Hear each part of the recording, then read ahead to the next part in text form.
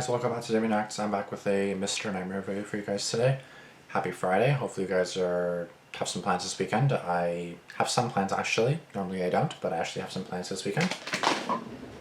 So yeah, hopefully you guys are going to have some fun. I'm off this weekend finally, so I can make some plans. 3 terrifying true pit stop horror stories by Mr. Nightmare. This was uploaded 13 hours ago at the time that I'm recording this. And I'm really excited for this because, you know, like, really excited, but at the same time terrified because we make pit stops all the time, you know, like, well, let me just take a pit stop at the gas station, a pit stop at the grocery store, like, you know, just a little stop. I don't know why it's called pit stop, but I don't know why it's called a pit stop, but it basically means a stop in the pits for servicing and refueling. Or an informal, sorry, that's for motorsports. For informal, a brief rest, especially during a journey. I consider it just kind of like a, what's the word?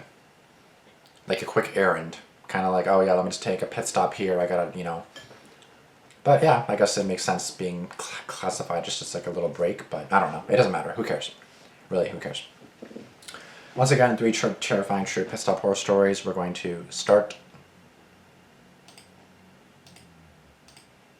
And yeah, without further ado, let's get going, guys. 100. Story 1 by Natty. I unfortunately had to move back with my family after my most recent breakup. Oh. He and I were living in Boston together in an apartment we got. Just a little word of advice. Never sign a lease with someone who you recently got into a relationship with. He was not the person... Well, no shit. Bro, you don't move in with someone that you just started dating.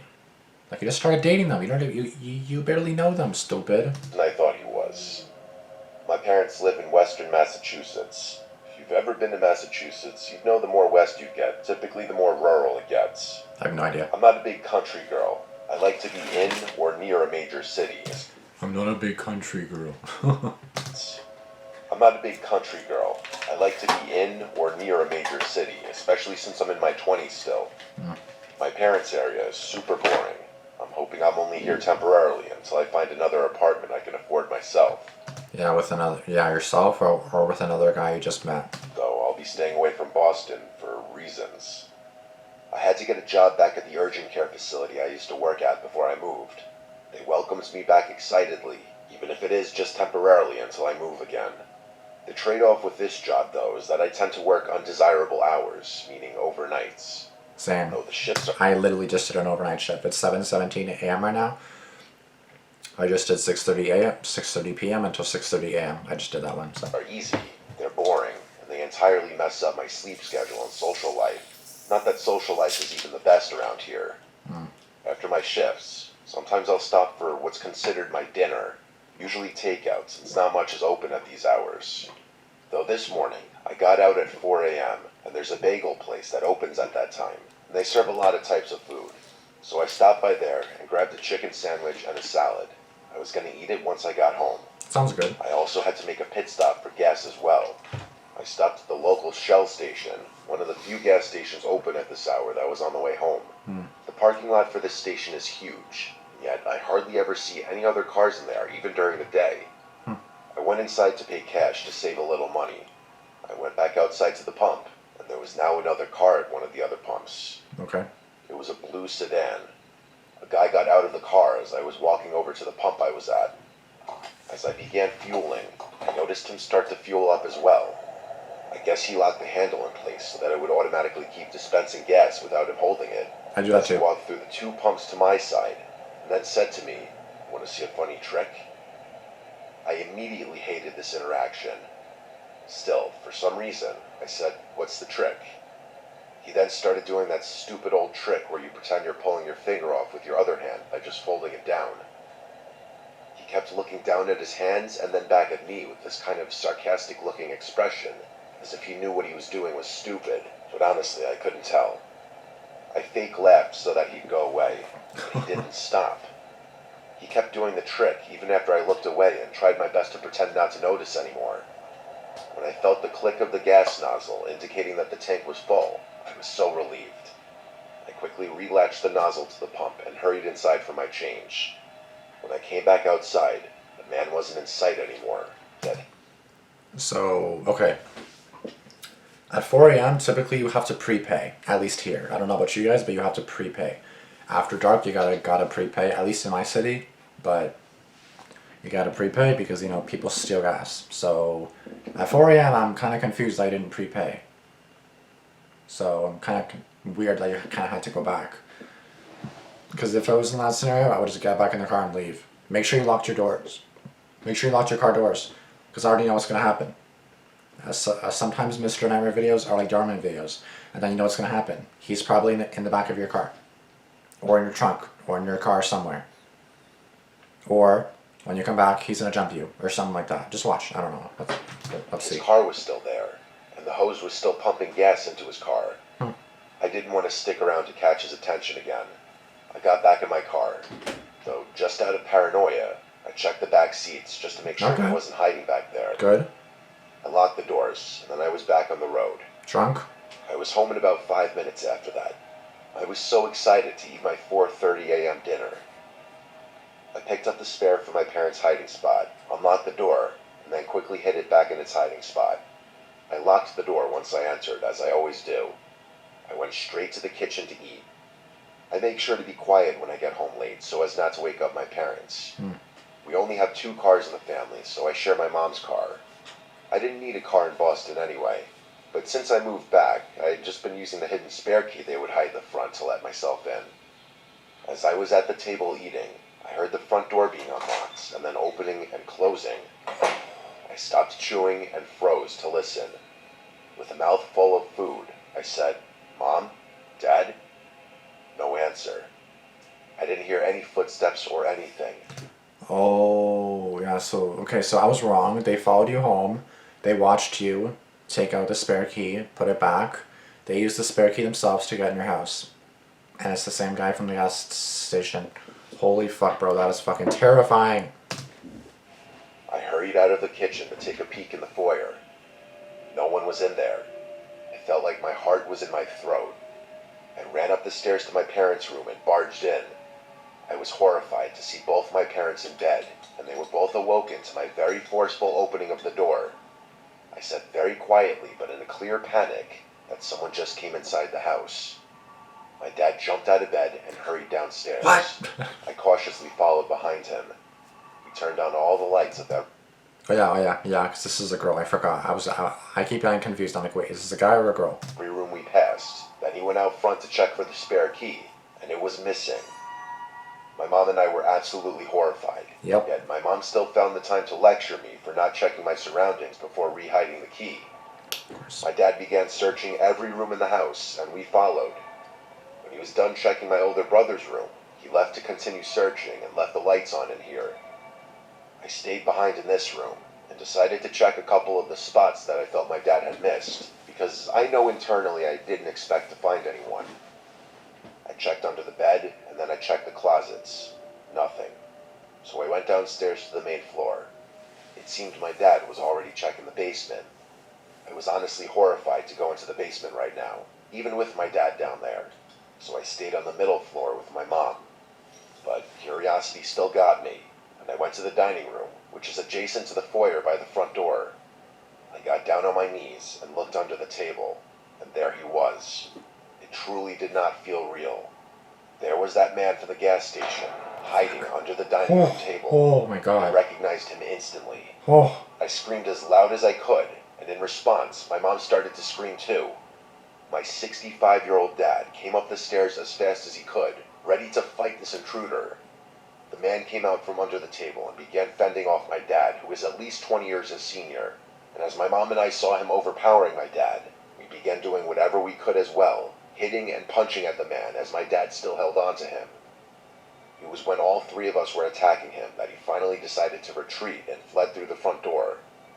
This was when we called the cops, and thank God for a quick response time. However, that man still had the key to the front door.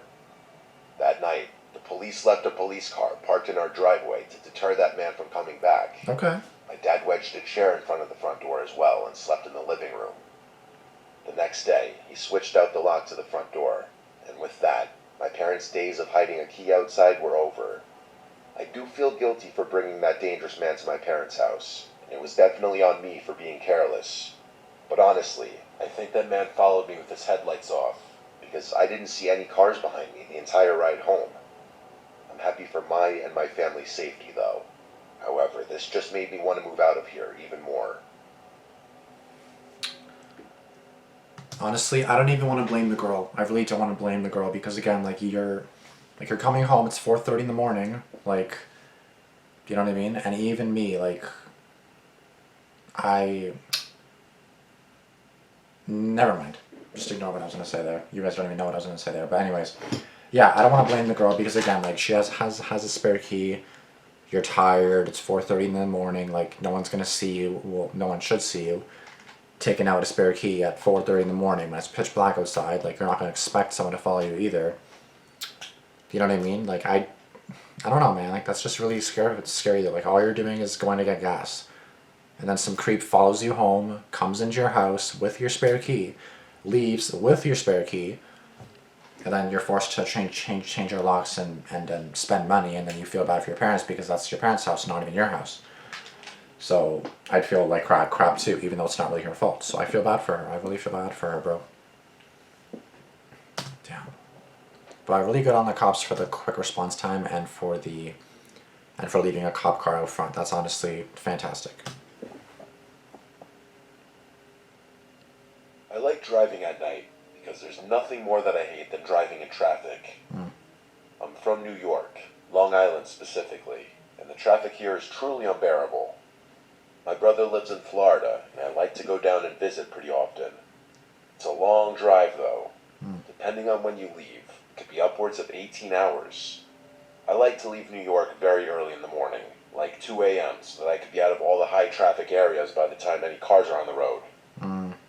So it was a Thursday morning at 2 a.m. that I was leaving home to get on the road. I stopped for my morning coffee at Dunkin' Donuts, knowing I had a long, grueling drive ahead of me.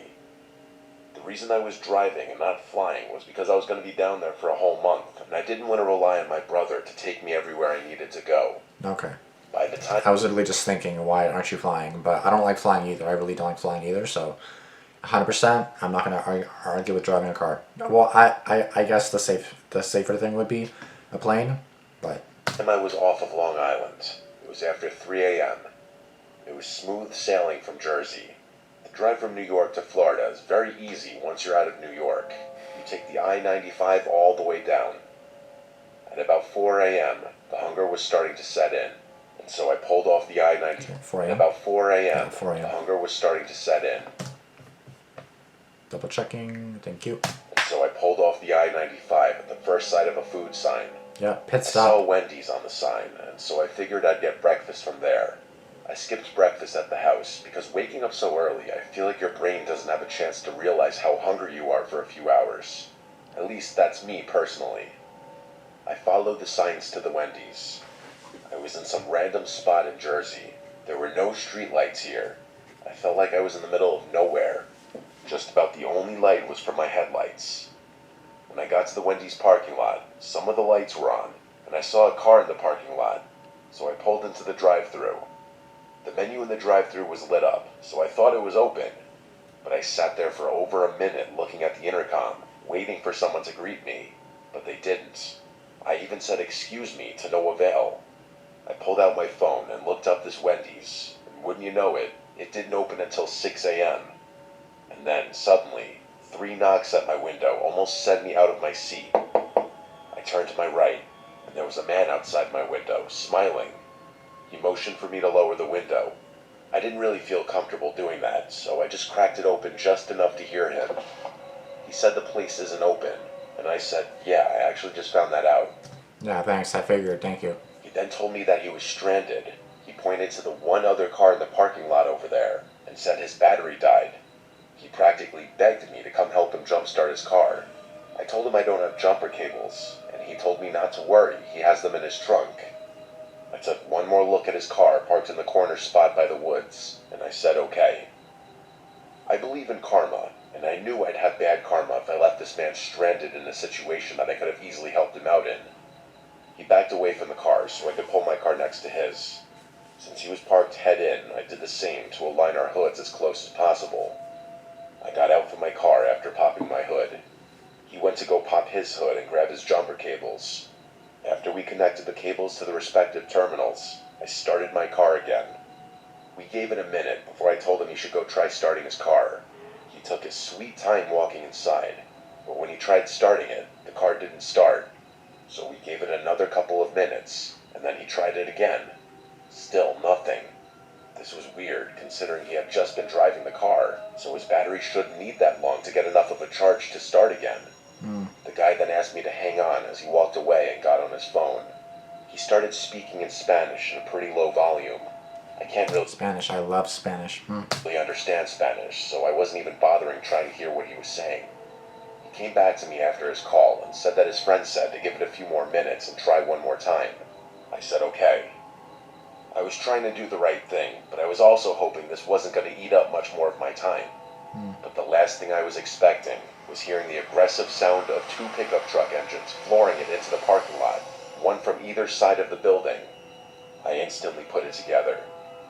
I said oh shit under my breath as I removed the jumper cables from my battery and shut the hood in a hurry, but it was too late. The two trucks pulled up behind my car, trapping me in. I had to think on my feet. I looked at the man, who was still smiling at me, but now the smile looked and felt much more nefarious and evil. The look he gave me was so unsettling, and it's engraved into my memory. I locked my car with my key fob and darted into the woods. I ran in. I was thinking that too. Lock your car and run. Like, obviously lock your car. And obviously, if they do anything to your car, deal with that later. You can get a new thing, but you can't get a new life, bro. So run the fuck away. Running into the woods probably isn't safe, but then you can run and call the cops if you got your cell phone on you. And then hide. But fuck, bro, that's so fucking terrifying. That's so menacing too. Like, bro, like someone's trying to help you out and you're doing that shit. Like, bro, fuck off. Like, that honestly gets me so angry. Like, you're trying to genuinely do a good deed for someone, and then they try to fuck you over like that. Like, that just actually angers me, bro. Like, in the dark, cutting up my shins and God knows what. I tripped over something on the ground, and at that point, I took that as the time to lay down and make myself as tiny as possible. I heard a few men yelling in Spanish somewhere in the woods. I was so scared for my life as the voices got closer. I was gonna say, like, every Mexican person that I've met actually seems nice, but then I've heard that there's like a lot of like crime in Mexico. Are a lot of Mexicans like criminals or something? Like, I really don't know, bro. Like, I'm genuinely asking. Because I heard like in like Mexico it's bad, and like, you know, I heard like a 12-year-old got shot and killed at the beach because he wasn't targeted or anything, but I guess they were just shooting random stuff and then they killed a boy, like a little boy. So I was like, bro, like, I want to go to Mexico because, like, you know, but like I don't want to go to Mexico now. This is obviously in the States, I'm assuming, but yeah, because yeah, Massachusetts or whatever. Oh yeah, because he was literally just on like a little drive just to go. Yeah, okay, so he was on a long drive already. And then has to deal with this shit, bro. And then, oh my god, yeah, what if they like break his car or like break it open or I don't know, like slash his tires or something, bro? That's gonna delay you even more. Fuck. I don't think it gets any more tense than what I was experiencing in that moment. I didn't know how many there were. I didn't know if they were armed, but I heard at least 3 voices. And then the voices started fading away back into the distance, and I felt a sense of relief until the sound of my car alarm going off in the distance. All of my stuff was packed in the back of my car. Hundreds of dollars worth of clothes, shoes, watches, bracelets. I started making my way back to the parking lot, crouching down. By the time I got close enough to look into the lot, I could see it was just my car there. All 3 other vehicles were gone. I ran out to my car, and it was anyone's worst nightmare. My rear window was shattered, and all of my stuff was gone. Basically 80% of my entire wardrobe. Just stolen.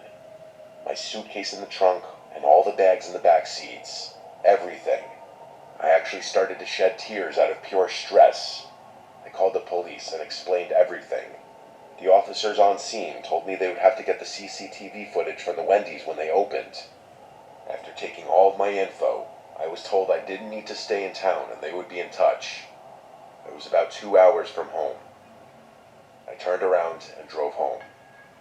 It was the most stressful, depressing, and defeated drive of my life. To make matters worse, I was contacted by the police department in Jersey, and they told me the vehicle in the Wendy's lot had a fake license plate, and the 2 pickup trucks didn't have plates. He told me they were still going to do what they can, but I knew that was just him trying to give me a sense of hope. My stuff was never found. Those bastards got away with it. Like I said, I believe in karma, and I hope those pieces of filth got what was coming to them. Bro, that story actually like got me more in my feels, bro. Like I don't know about you guys, but this actually got me like upset. Like this actually genuinely got me like more so sad. Like just hearing how he had to like go back, like go back home after a trip. 80% of his wardrobe, basically everything he had was gone. Like bro, I'd be so upset, bro. Like oh my god, you literally try to do a good thing for someone, and then they do that. And this is actually what I was gonna say earlier. This is why people don't like helping others. This is exactly why people don't like helping others. Because you don't know if it's a trap, you don't know if it's a setup. At times, you genuinely could be helping someone in need, and other times, you may be, like, you may need to be, like, you may be in need of some help afterward. Because you're gonna do something too, right? So that honestly makes me feel so upset, bro. Like, bro, that is so upsetting, bro, that I don't even know what to say.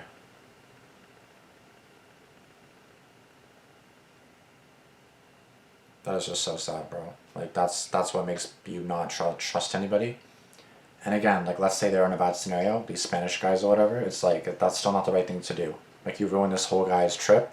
He had to cancel the trip. He had to go home with literally nothing. Like you know what I mean, bro? Like you just like fucked up everything for him. So even if they're in a bad situation themselves, you don't fuck up someone else's life and someone else's like scenario where whatever they're doing just because you're going through a bad time too, right? So, damn man, that just got me, bro. Okay, well, story 3 is by Spike. Let's hope this isn't depressing, but makes me not want to help anybody anymore, to be honest.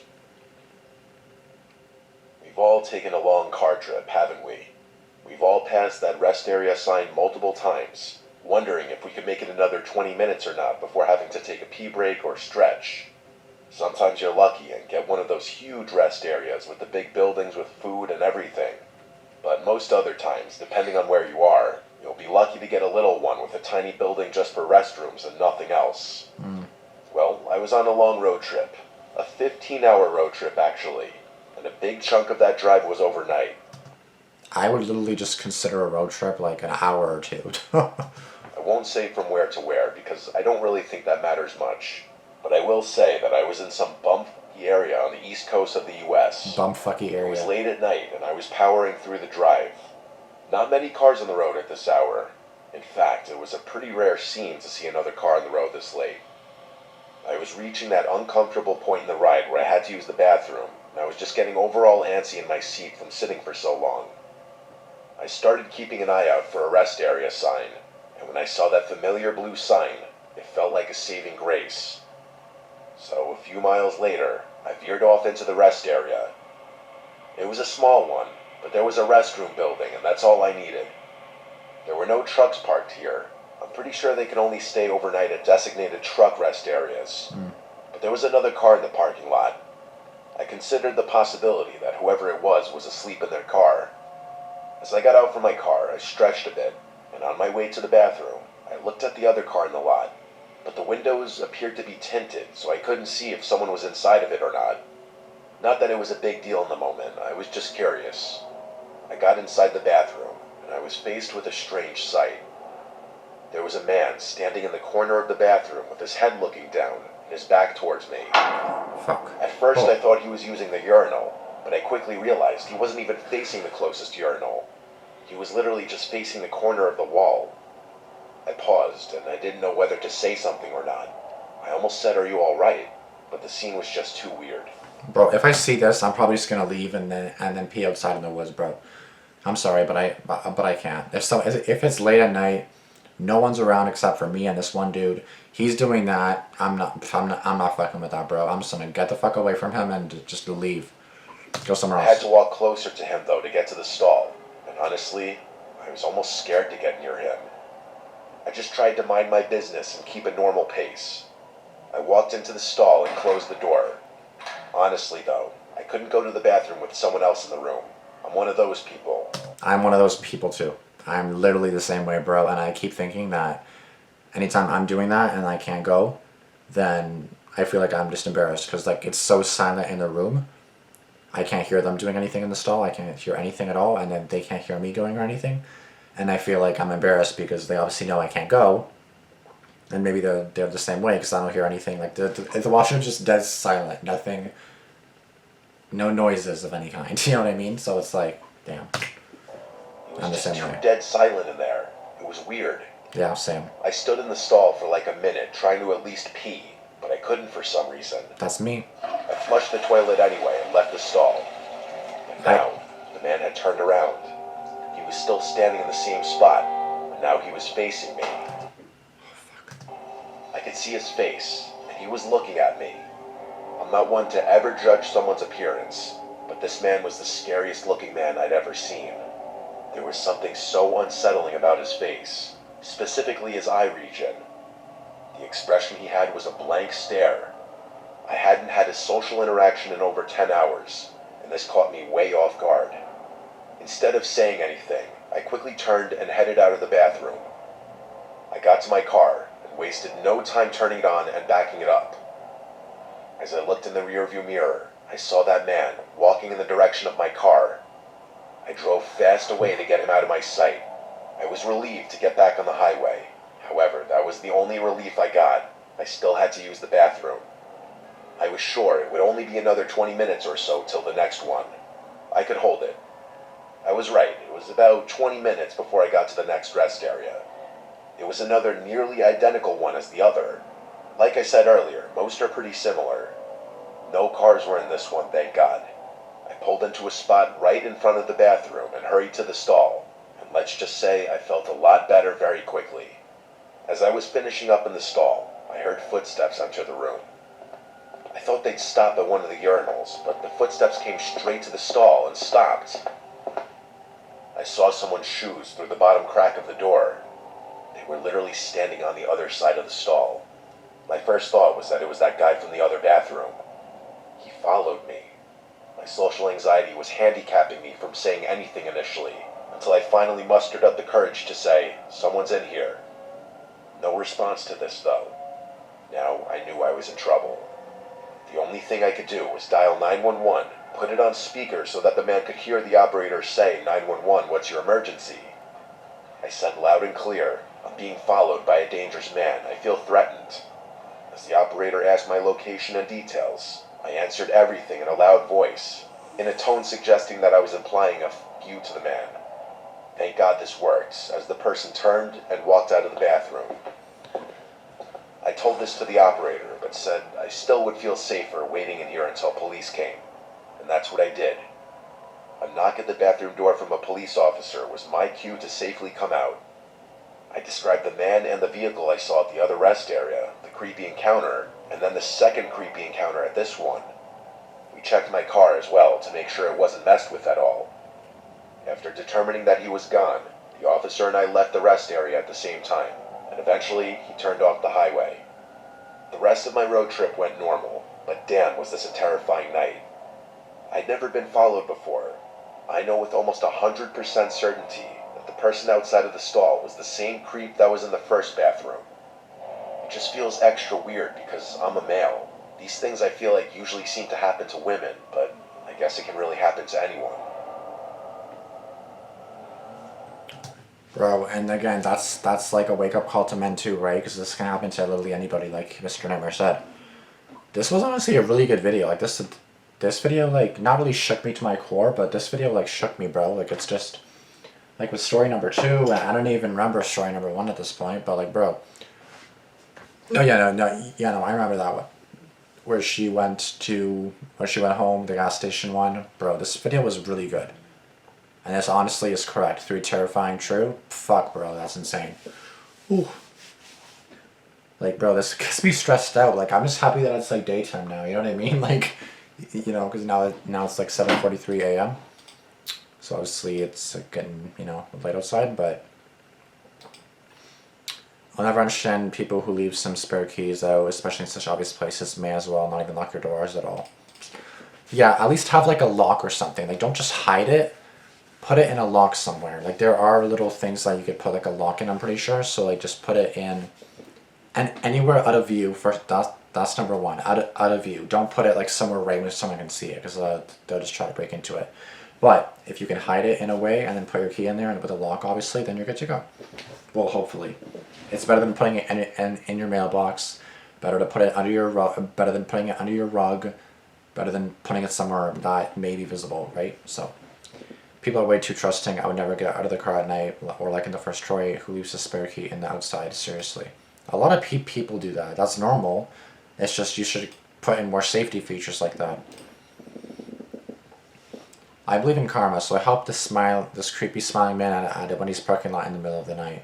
Do you also believe in instinct and survival skills? Again, I don't want to blame these people, because again, like number one, she didn't really do anything wrong in my opinion, and number two, that was just a sad encounter, bro. Like you literally, again, you believe in karma, you were trying to be a nice person, and that happens. That's not your fault, to be honest. Number three was just fucked up too. Like, wait, what was number three again? Yeah, being followed. Yeah, bro, that's fucking terrifying, bro. Like, you're trying to relieve yourself, and you almost freaking get a heart attack. Like, bro, can I pee in peace? Fuck. I let my dad fight an intruder alone, but with just punches would never happen. The intruder better be ready to catch this chair, hands, and kitchen utensils. The most important lesson: never keep a spare key hidden anywhere, not on your person. It is and always has been a security risk to your home. That's fair.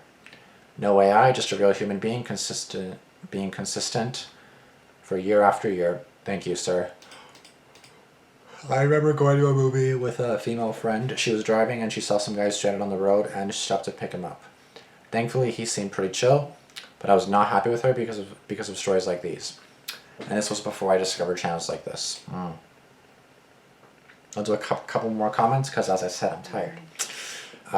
In the third story, the guy was creepy as fuck. It's bad enough to see him at one rest stop, but to follow you to the next rest stop and stand outside the door is beyond terrifying. 100%, bro. That's literally like nightmare inducing. I'm so glad they had the sense to call the police on speakerphone and the tone of voice. I'm glad he left and you were safe. Creeps come after men and women. There are just sick people in the world. Be safe, everyone. Amen to that. Period to that. Oh boy, I sure do love these road-related horror stories right before I take a road trip for Thanksgiving weekend. Oh yeah, you guys are having Thanksgiving soon. I was going to say, ours was like a month and a week ago, so wait, talking about Thanksgiving, that was long gone. It's the type of people in the second story that stop people from trying to help each other. Thank you, exactly what I said before. Imagine how many good deeds would be done if there wasn't so many bad people in the world. My heart goes out to that poor girl, and I hope she can recover from this. I'm pretty sure it was a guy in story number 2. It said Mike, I'm pretty sure. The girl in number 1, guy number 2, I think guy number 3. The second story is why I don't help strangers. You literally cannot trust anyone these days. Literally though. And it sucks because like you want to help people, or if you're a good person, you want to help people, but then bitches like that stop you from doing so. I've listened to this man for 6 years and I won't stop. Thank you for the years and everything that you do, Mr. Nightmare. 2 more comments, I'll say. A lesson of the day: don't trust a stranger who knocks on your car window at 4 a.m. in an empty parking lot asking you to help them jumpstart their car. Not trying to put blame on the person who experienced that. They were probably so tired that they didn't think it through and clearly just wanted to help. Exactly, you wanted to help and then you get fucking shit like that happen to you. 1413, sometimes karma doesn't work in favor of you. That's why I take matters into my own hands whenever possible. Oh, okay. Yeah, bro. That's just sad, bro. Like, that honestly got me upset. Like, fuck, man. I got goosebumps now, too, because I'm kind of cold now. But thank you guys so much for watching. This video was great and terrifying, as I said. But a very good video. I did like it. Just, horrifies me at the same time, which is fantastic, I guess. Thank you guys for tuning in. Thank you guys for watching. Please be sure to subscribe, like, and comment. And I'll see you guys in the next video. Thanks for watching. Deuces. Peace, and be fucking safe. Thank you.